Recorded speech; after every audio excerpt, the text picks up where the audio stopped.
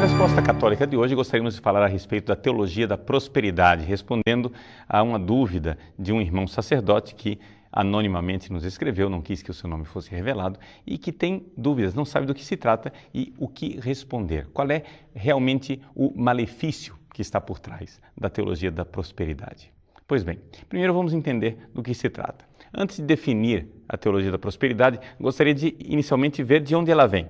Ela vem de dentro do movimento pentecostal e trata de uma realidade, uma modificação ao longo do tempo do movimento pentecostal. Poderíamos, para entender o todo da teologia da prosperidade, o que é que nós estamos vivendo hoje aqui no Brasil, com a questão dessa teologia pregada pela Igreja Universal do Reino de Deus, né, e tantas outras igrejas, como a Igreja Internacional da Graça, Igreja Mundial do Poder de Deus, etc. Todas essas igrejas pregam uma teologia da prosperidade, mas elas estão enraizadas num movimento histórico, que é o movimento pentecostal. Esse movimento pentecostal, poderíamos dizer que teve 3 grandes ondas. A primeira onda do movimento pentecostal chegou aqui no Brasil e está manifestada pela Assembleia de Deus, a Congregação Cristã do Brasil, ou seja, essas igrejas pentecostais clássicas, poderíamos dizer assim, históricas, de história recente, é verdade, mas elas têm uma raiz maior, digamos assim, no início do movimento pentecostal. Essa primeira onda de pentecostalismo foi caracterizada pelo seguinte: eles recebiam o chamado batismo no Espírito Santo, o dom de línguas, dom de curas, mas a ênfase principal dessas igrejas estava na centralidade de Deus. Ou seja, Jesus vai voltar, está voltando logo, e nós temos que responder a Ele com uma santidade enraizada na nossa fé. Então, essas igrejas, como a Igreja Assembleia de Deus, Congregação Cristã do Brasil, são igrejas que receberam uma influência direta de um movimento chamado Holiness nos Estados Unidos. Um movimento que enfatizava exatamente isto: a grandeza de Deus, a centralidade do retorno de nosso Senhor Jesus Cristo e a santidade de vida pessoal.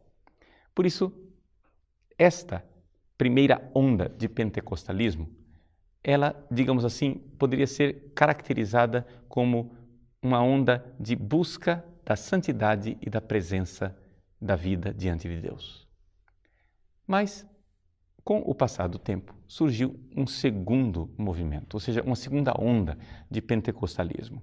Essa segunda onda de pentecostalismo, aqui no Brasil, se manifesta, por exemplo, na Igreja Deus é Amor, na Igreja do Evangelho Quadrangular e assim Brasil para Cristo. Essas igrejas, elas colocam a ênfase não mais em Deus, não mais no retorno de Jesus, não mais no fato de que eu devo ser santo para preparar esse retorno, mas colocam a ênfase agora nos carismas. Vejam que houve aqui uma mudança que é muito importante. Antes era o Deus dos carismas, agora são os carismas de Deus. Ou seja, a ênfase está mais no carisma e nos milagres. É por isso que são igrejas taumatúrgicas, igrejas mais voltadas para essa realidade das curas, dos prodígios, das poderosas unções e todo tipo de serviços, de cultos, não é? Religiosos voltados para os milagres. Um certo milagrismo, poderíamos dizer assim. Essa onda chegou aqui no Brasil em meados do século XX. Pois bem, agora nós estamos vendo uma terceira onda do movimento pentecostal, que é da teologia da prosperidade. Esta onda começou basicamente na década de 70 aqui no Brasil e agora está em plena expansão. Em que consiste esta onda? Veja, antes era Deus dos carismas, primeira onda. Depois, os carismas de Deus. E agora, nessa terceira onda, nós vemos que o homem tomou o centro. Agora, o que interessa é exatamente isto: Deus que está a meu serviço. A teologia da prosperidade, ela se baseia numa chamada lei da reciprocidade. Ou seja, se eu for bom com Deus, Deus é obrigado a ser bom comigo. É um Deus matemático. É um Deus onde a lei da ação e da reação é inevitável. se eu sou fiel, se eu mostro a minha fé materialmente, dando o meu tudo para Deus, eu irei necessariamente receber prosperidade aqui nesta vida. Veja como mudou completamente. Enquanto inicialmente havia uma ênfase na santidade, depois, aos poucos, o movimento pentecostal foi resvalando para uma centralidade cada vez maior do ser humano.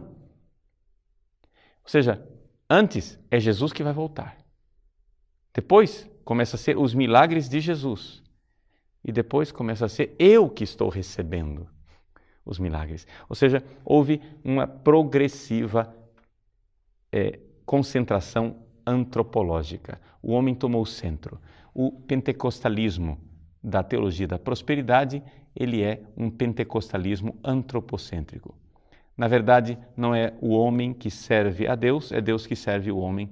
São igrejas que se caracterizam, por exemplo, com o fato de que elas não têm fiéis. Tem pessoas que pulam de igreja em igreja procurando um serviço. E nesta situação, o que é que nós vemos? Nós vemos, na realidade, uma progressiva paganização do cristianismo. A teologia da prosperidade, na verdade, ela traiu o cristianismo de forma fundamental. Enquanto nós podemos ainda olhar para a primeira onda pentecostal da Assembleia de Deus, da Congregação Cristã do Brasil, e dizer, não, vejam, eles estão ainda, o núcleo cristão ainda está relativamente intacto. Na teologia da prosperidade, o que nós temos é o desagregamento do que é próprio do cristão. Ou seja, aqui, os evangélicos que seguem a teologia da prosperidade estão não somente traindo os princípios evangélicos da teologia evangélica histórica, mas a própria natureza do cristianismo. Explico o que é que eu estou dizendo. Veja, toda a tradição evangélica segue uma teologia de que o importante é a fé e não as obras. A teologia da prosperidade consegue perverter isso, transformando com um jogo linguístico as obras em manifestação, materialização da fé. Ou seja, para a teologia da prosperidade, o que importa realmente é a sua obra. Ou seja, que você dê alguma coisa, que você faça alguma coisa, Deus irá pagar. Ora, isso é evidente traição e perversão da própria teologia evangélica. Os evangélicos que acreditam numa salvação pela pura fé, agora começam por esse jogo linguístico de dizer que esta obra é a materialização da fé, colocam mais esperança naquela obra do que na própria fé. Então, aqui já temos de início uma traição do próprio princípio evangélico. Em segundo lugar, existe uma traição do cristianismo. Por quê? Porque, veja, a teologia da prosperidade não exige conversão de ninguém. Não se trata de converter-se.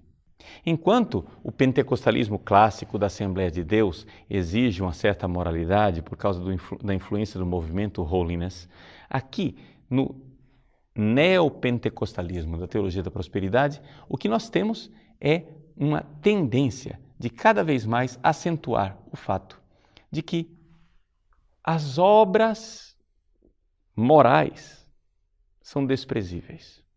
Então posso viver todo tipo de desregramento sexual. Nós vemos, por exemplo, membros dessa igreja aparecerem na televisão e dizer, não, eu tenho uma sex shop, eu sou uma profissional do sexo e não tem problema nenhum, porque tudo isso que eu faço, essa minha prostituição, já foi lavado com o sangue de Jesus. Isso é paganismo. O paganismo é exatamente isto, é a inversão do cristianismo. Enquanto no cristianismo nós cremos verdadeiramente que Deus é nosso Senhor e nós estamos a serviço dele, e eu é quem devo servir a Deus, no paganismo, o Deus está a meu serviço.